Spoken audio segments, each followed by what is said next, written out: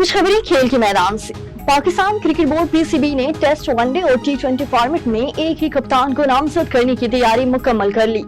Media reports के मुताबिक PCB के करीबी सराय ने कहा है कि हेड कोच माइक हैसन की मशावरत के बाद तीनों फॉर्मेट में कौमी टीम की क़ियादत एक ही खिलाड़ी को सौंपे जाने का इम्कान है। ऑलराउंडर आगा सलमान को दौरा जिम्बाब्वे के दौरान कप्तान मुकर्रर किया गया और व्हाइट बॉल कप्तान मोहम्मद रिजवान को आराम करवाया गया था। ताहम अब खबरें सामने आ रही हैं कि टेस्ट कप्तान शान मसूद और रिजवान का मुस्तकबिल बतौर कप्तान खतरे में है। कौमी टीम के फास्ट बॉलर हसन अली ने शानदार कमबैक करते हुए वाइटलिटी टी20 ब्लास्टिक में हैट्रिक बना लिया।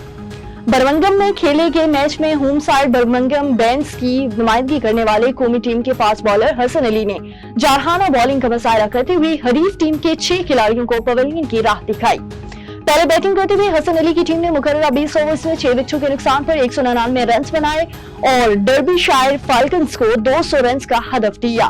ताहम टीम महज 17.1 ओवर में 141 रन बनाकर ऑल आउट हो गई और यूं बर्मिंघम बियर्स ने मैच 58 रन से जीत लिया। और पुर्तगाल ने सनसनीखेज मुकाबले के बाद स्पेन को शिकस्त देकर यूएफए नेशनल गेम का टाइटल दूसरी बार अपने नाम कर लिया।